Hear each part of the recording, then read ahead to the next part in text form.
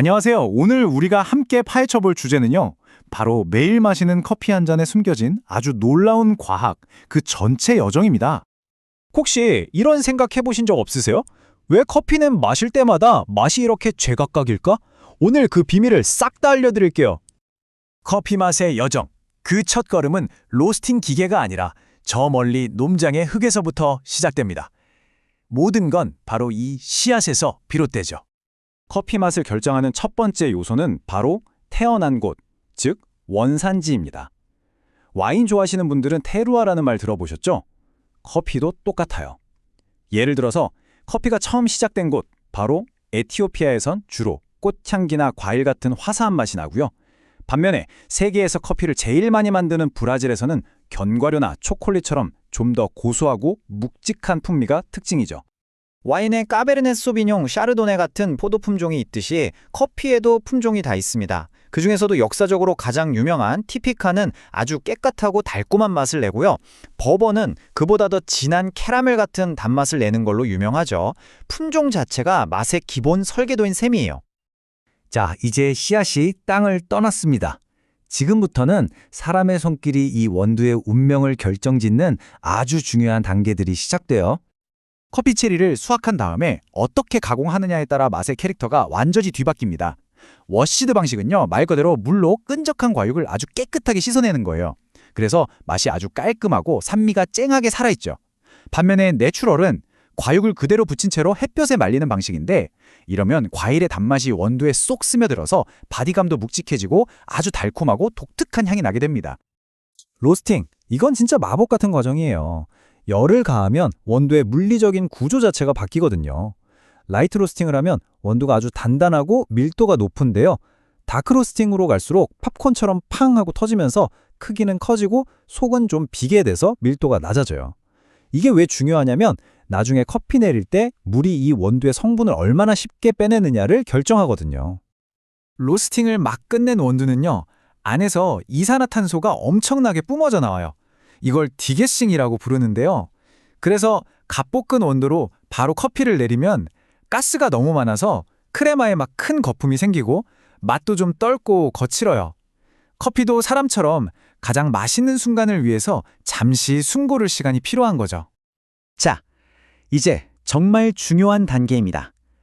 잘 준비된 원두에서 어떻게 그 황홀한 맛을 뽑아낼 것인가? 바로 추출의 과학이죠. 맛있는 에스프레소의 비밀, 뭘까요? 많은 분들이 템핑, 그러니까 커피가루를 꾹 누르는 힘이 중요하다고 생각하시는데 사실 그것보다 훨씬 더 중요한 게 있어요. 바로 이 포터필터 안에 커피가루를 얼마나 고르게 펼쳐주느냐, 즉 분배입니다. 이게 제대로 안 되면 물이 약한 곳만 쏙 파고 들어가 버리거든요. 이걸 채널링이라고 하는데 이러면 맛의 균형이 그냥 와르르 무너지는 거예요. 에스프레소 추출은 한편의 짧은 드라마 같아요. 시간이 흐르면서 맛이 계속 변하거든요. 맨 처음 물이 닿자마자 나오는 건 바로 신맛 성분이에요.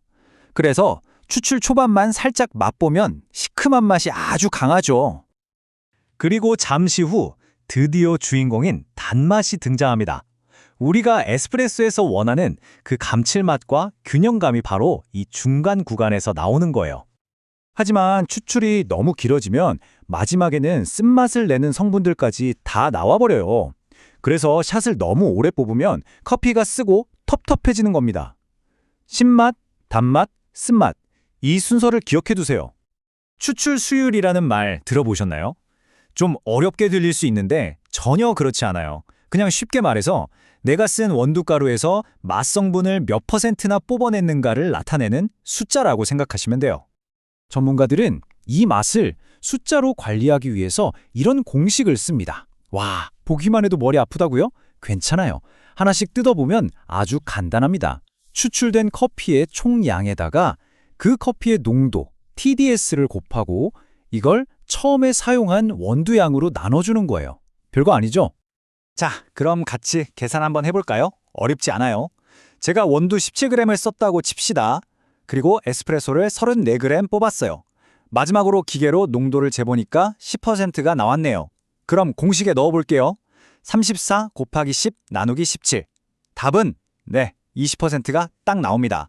이렇게 숫자로 확인하면 언제나 일관된 맛을 만들어낼 수 있겠죠? 자, 지금까지는 블랙 커피 이야기였고요. 이제 우유가 들어간 부드러운 커피의 세계로 한번 가볼까요? 그 예술 같은 라떼아트, 그 벨벳처럼 부드러운 거품은 대체 어떻게 만들어지는 걸까요? 우유를 보면요. 사실 87%는 그냥 물이에요. 근데 우리가 느끼는 그 고소하고 달콤한 맛의 비밀은 나머지 작은 성분들에 숨어 있습니다. 유당이 단맛을 내주고 지방이 부드러운 질감을, 그리고 가장 중요한 거, 바로 단백질이 거품을 만드는 주인공입니다. 네, 바로 이 단백질이 마법의 재료입니다. 우리가 스팀으로 우유를 데울 때 이 단백질 분자들이 공기방울을 하나하나 꽉 붙잡아주는 거예요. 그래서 쫀쫀하고 안정적인 거품이 만들어지는 거죠. 요즘 귀리우유나 아몬드우유 같은 식물성 우유에 단백질을 일부러 추가하는 것도 다 이런 이유 때문입니다. 그런데 이 중요한 단백질이 열에는 아주 약해요. 그래서 스페셜티 커피 협회 SCA에서도 우유는 70도 이상으로 데우지 마세요 라고 권장합니다. 그 이상 온도가 올라가면 단백질이 타버리면서 계란 썩는 냄새 같은 불쾌한 향이 나기 시작하거든요. 맛있는 라떼의 비밀은 바로 적절한 온도였네요. 카푸치노랑 라떼 뭐가 다른지 헷갈릴 때가 많죠? 가장 큰 차이는요, 바로 커피 맛의 강도에 있어요. 보통 카푸치노가 라떼보다 전체 잔의 크기가 작거든요. 똑같은 에스프레소 샷이 들어가도 우유량이 적으니까 당연히 커피의 맛과 향이 훨씬 더 진하게 느껴지는 거죠. 자, 이제 완벽한 커피 한 잔을 만드는 과학은 거의 다 알아봤습니다. 그럼 마지막으로 바쁜 카페에서 이 퀄리티를 수백 잔씩 어떻게 유지하는지 바리스타 카운터 뒤편의 현실적인 이야기를 살짝 들여다볼게요.